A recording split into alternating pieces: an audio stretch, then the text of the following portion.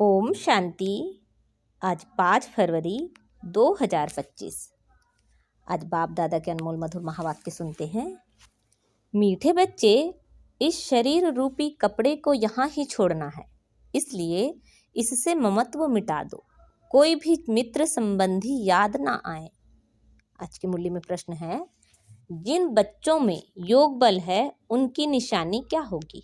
उत्तर है, उन्हें किसी भी बात में थोड़ा भी धक्का नहीं आएगा, कहाँ भी लगाव नहीं होगा। समझो, आज किसी ने शरीर छोड़ा तो दुख नहीं हो सकता, क्योंकि जानते हैं इनका ड्रामा में इतना ही पार्ट था। आत्मा एक शरीर छोड़ जाए, दूसरा शरीर लेगी। ओम शांति। यह ज्ञान बड़ा गुप्त है, इसमें नमस्ते भी नहीं करनी पड़ती। दुनिया में नमस्ते अथवा राम राम आदि कहते हैं। यहाँ ये सब बातें चल नहीं सकती, क्योंकि यह एक फैमिली है। फैमिली में एक दो को नमस्ते व गुड मॉर्निंग करें, इतना शोभता नहीं है। घर में तो खान पान खाया, ऑफिस में गया, फिर आया, यह चलता रहता है। नमस्ते करने की दरकार नहीं रहती। गुड मॉर्निंग का फैशन तो यूरोपियन से निकला है, नहीं तो आगे कुछ नहीं चलता था। कोई सत्संग में आपस में मिलते थे तो नमस्ते करते हैं, पाँव पढ़ते हैं। यह पाँव आदि पढ़ना नम्रता के लिए सिखलाते हैं। यहाँ तो तुम बच्चों को देही अभिमानी बनना है। आत्मा को क्या करेगी? फिर भी कहना तो होता है, जैसे बाबा को कहेंगे, बाबा नमस्ते। अब बाप भी कहते हैं, मैं साधारण ब्रह्मा तन द्वारा तुमको पढ़ाता हूँ, इन द्वारा स्थापना कराता हूँ। कैसे? सो तो सब बाप सम्मुख हो जब समझावे, नहीं तो कोई कैसे समझे। यह बाप सम्मुख बैठ समझाते हैं तो बच्चे समझते हैं। दोनों को नमस्ते करनी पड़े, बाप दादा नमस्ते। बाहर वाले अगर यह सुने तो मूझेंगे कि यह क्या कहते हैं बाप दादा। डबल नाम भी बहुत मनुष्यों के होते हैं ना, जैसे लक्ष्मी नारायण अथवा राधे कृष्ण भी नाम है। यह तो जैसे स्त्री पुरुष इकट्ठे हो गए। अब यह तो है बाप दादा। इन बातों को तुम बच्चे ही समझ सकते हो। जरूर बाप बड़ा ठहरा, वह नाम भल डबल है, परंतु है तो एक ना। फिर दोनों क्या नाम रख दिए हैं? अभी तुम बच्चे जानते हो यह रॉन्ग नाम है। बाबा को और तो कोई पहचान ना सके। तुम कहेंगे नमस्ते बाप दादा, बाप फिर कहेंगे नमस्ते जिस्मानी रूहानी बच्चे, परंतु इतना लंबा शोभता नहीं है। अक्षर तो राइट है। तुम अभी जिस्मानी बच्चे भी हो तो रूहानी भी हो। शिव बाबा सभी आत्माओं का बाप है, और फिर प्रजापिता ब्रह्मा भी जरूर है। प्रजापिता ब्रह्मा की संतान भाई बहन है। प्रवृत्ति मार्ग हो जाता है। तुम हो सब ब्रह्मा कुमार कुमारियाँ। ब्रह्मा कुमार कुमारियाँ होने से प्रजापिता भी सिद्ध हो जाता है। इसमें अंधश्रद्धा की कोई बात नहीं। बोलो, ब्रह्मा कुमार कुमारियों को बाप से वर्षा मिलता है, ब्रह्मा से नहीं मिलता। ब्रह्मा भी शिव बाबा का बच्चा है। सूक्ष्म वतनवासी ब्रह्मा विष्णु शंकर, यह है रचना। इन्हों का रचयिता है शिव। शिव के लिए तो कोई कह ना सके कि इनका क्रिएटर कौन। शिव का क्रिएटर कोई होता नहीं। ब्रह्मा विष्णु शंकर, यह है रचना। इन्हों के भी ऊपर है शिव, सब आत्माओं का बाप। अब क्रिएटर है तो फिर प्रश्न उठता है, कब क्रिएट किया? नहीं, यह तो अनादि है। इतनी आत्माओं को कब क्रिएट किया, यह प्रश्न नहीं उठ सकता। यह अनादि ड्रामा चला आता है, बेअंत है, इसका कभी अंत नहीं होता। यह बातें तुम बच्चों में भी नंबरवार समझते हैं। यह है बहुत सहज। एक बाप के सिवाय और किसी से लगाव ना हो। कोई भी मरे व जिए, गायन भी है, अम्मा मरे तो भी हलवा खाना। समझो, कोई भी मर जाता है, फिक्र की बात नहीं होती, क्योंकि यह ड्रामा अनादि बना हुआ है। ड्रामा अनुसार उनको इस समय जाना ही था, इसमें कर ही क्या सकते हैं। जरा भी दुखी होने की बात नहीं। यह है योग बल की अवस्था। लॉ कहता है जरा भी धक्का नहीं आना चाहिए। सब एक्टर्स हैं ना, अपना अपना पार्ट बजाते रहते हैं। बच्चों को ज्ञान मिला हुआ है। बाप से कहते हैं, हे परम पिता परमात्मा, आकर हमको ले जाओ। इतने सब शरीर का विनाश कराए, सब आत्माओं को साथ में ले जाना, यह तो भारी काम हुआ। यहाँ कोई एक मरता है तो 12 मास रोते रहते हैं। बाप तो इतनी सारी ढेर आत्माओं को ले जाएंगे, सबके शरीर यहाँ छूट जाएंगे। बच्चे जानते हैं महाभारत लड़ाई लगती है तो मच्छरों सदृश से जाते रहते हैं। नेचुरल कैलेमिटीज़ भी आने की है, यह सारी दुनिया बदलती है। अभी देखो इंग्लैंड, रशिया आदि कितने बड़े बड़े हैं। सतयुग में यह सब थे क्या? दुनिया में यह भी किसी की बुद्धि में नहीं आता कि हमारे राज्य में यह कोई भी थे। नहीं, एक ही धर्म, एक ही राज्य था। तुम्हारे में भी नंबरवार हैं जिनकी बुद्धि में अच्छी रीति बैठता है। अगर साधारणा हो तो वह नशा सदैव चढ़ा रहे। नशा कोई को बहुत मुश्किल चढ़ा रहता है। मित्र संबंधी आदि सब तरफ से याद निकालकर एक बेहद की खुशी में ठहर जाएं। बड़ी कमाल है। हाँ, यह भी अंत में होगा। पिछाड़ी में ही कर्मातीत अवस्था को पा लेते हैं। शरीर से भी भान टूट जाता है। बस अभी हम जाते हैं। यह जैसे कॉमन हो जाएगा, जैसे नाटक वाले पाड़ बजाए फिर जाते हैं घर। यह देह रूपी कपड़ा तो तुमको यहाँ ही छोड़ना है। यह कपड़े यहाँ ही लेते हैं, यहाँ ही छोड़ते हैं। यह सब नई बातें तुम्हारी बुद्धि में है और किसी की बुद्धि में नहीं। अल्प और बे। अल्प है सबसे ऊपर में। कहते भी हैं ब्रह्मा द्वारा स्थापना, शंकर द्वारा विनाश, विष्णु द्वारा पालना। अच्छा, बाकी शिव का काम क्या है? उच्चते उच्च शिव बाबा को कोई भी जानते नहीं, कह देते वह तो सर्वव्यापी है। यह सब उनके ही रूप हैं। सारी दुनिया की बुद्धि में यह पक्का हो गया है, इसलिए सब तमो प्रधान बने हैं। बाप कहते हैं सारी दुनिया दुर्गति को पाई हुई है, फिर हम ही आकर सबको सद्गति देते हैं। अगर सर्वव्यापी है तो क्या सब भगवान ही भगवान है? एक तरफ कहते हैं ऑल ब्रदर्स, फिर कह देते ऑल फादर्स। समझते नहीं है। अब तुम बच्चों को बेहद का बाप कहते हैं। बच्चे, मुझे याद करो तो तुम्हारे विकर्म विनाश होंगे। तुम्हें इस दादा को व मम्मा को भी याद नहीं करना है। बाप तो कहते हैं कि ना मम्मा ना बाबा, कोई की महिमा कुछ भी नहीं। शिव बाबा ना होता तो यह ब्रह्मा बाबा भी क्या करता? इनको याद करने से क्या होगा? हाँ, तुम जानते हो, इन द्वारा हम बाप से वर्षा ले रहे हैं, इनसे नहीं। यह भी उनसे वर्षा लेते हैं, तो याद उनको करना है।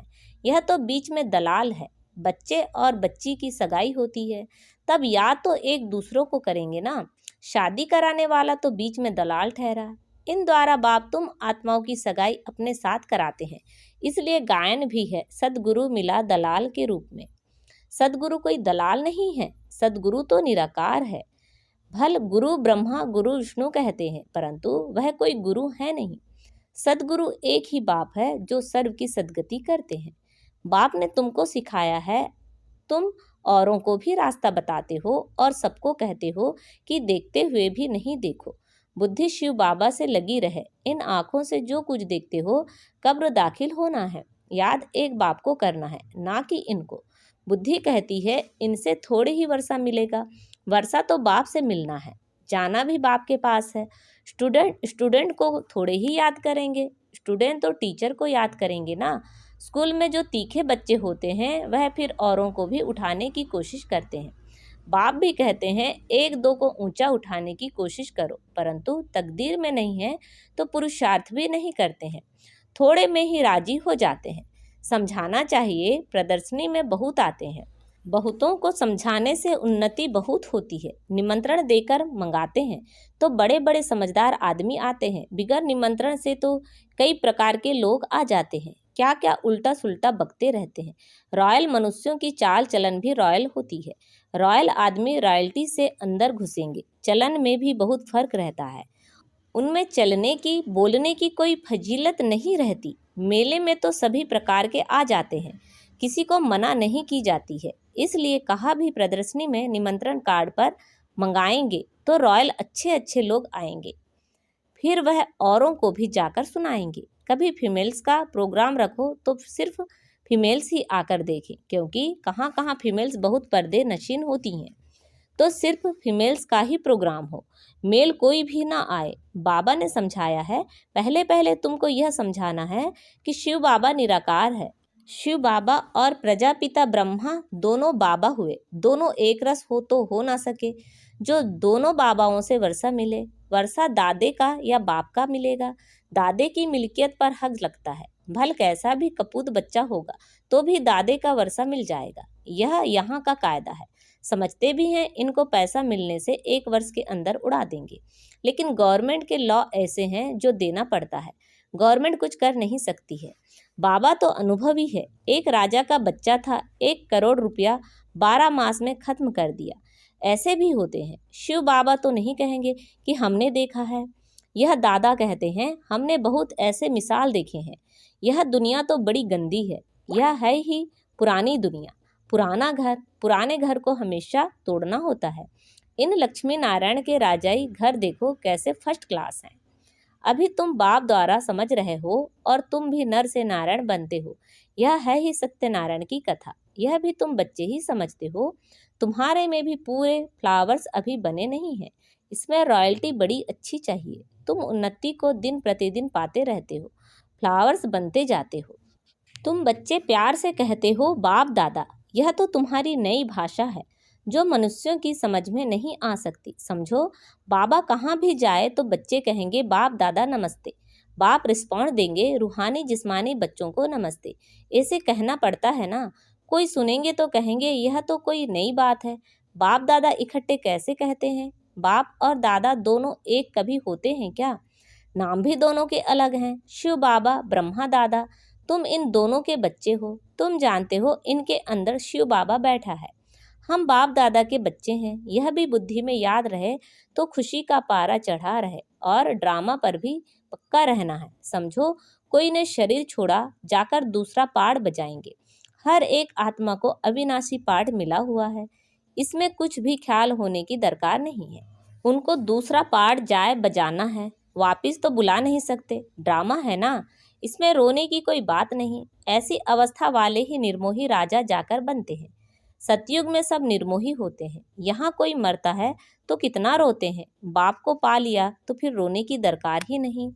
बाबा कितना अच्छा रास्ता बताते हैं। कन्याओं के लिए तो बहुत अच्छा है।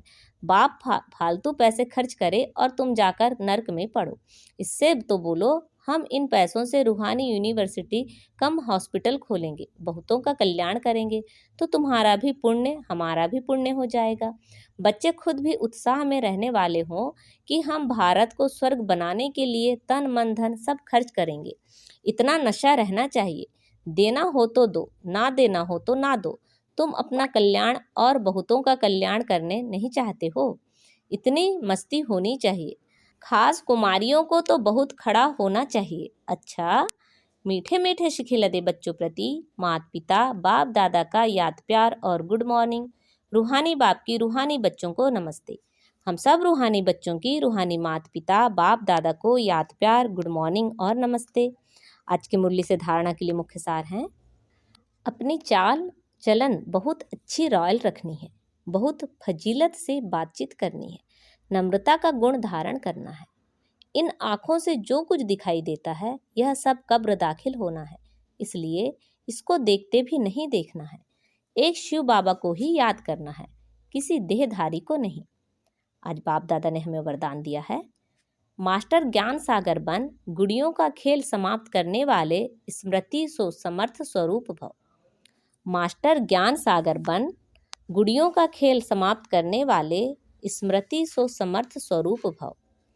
जैसे भक्ति मार्ग में मूर्ति बनाकर पूजा आदि करते हैं, फिर उन्हें डुबो देते हैं, तो आप उसे गुड़ियों की पूजा कहते हो। ऐसे आपके सामने भी जब कोई निर्जीव असार बातें, ईर्ष्या, अनुमान, आवेश आदि की आती है और आप उनका विस्तार कर अनुभव करते या कराते हो कि यही सत्य है, तो यह भी जैसे उनमें प्राण भर देते हो। फिर उन्हें ज्ञान सागर बाप की याद से बीती सो बीती कर स्व उन्नति की लहरों से डुबोते भी हो। लेकिन इसमें भी टाइम तो वेस्ट होता जाता है ना, इसलिए पहले से ही मास्टर ज्ञान सागर बन, स्मृति सो समर्थी भव के वरदान से इन गुड़ियों के खेल को समाप्त करो।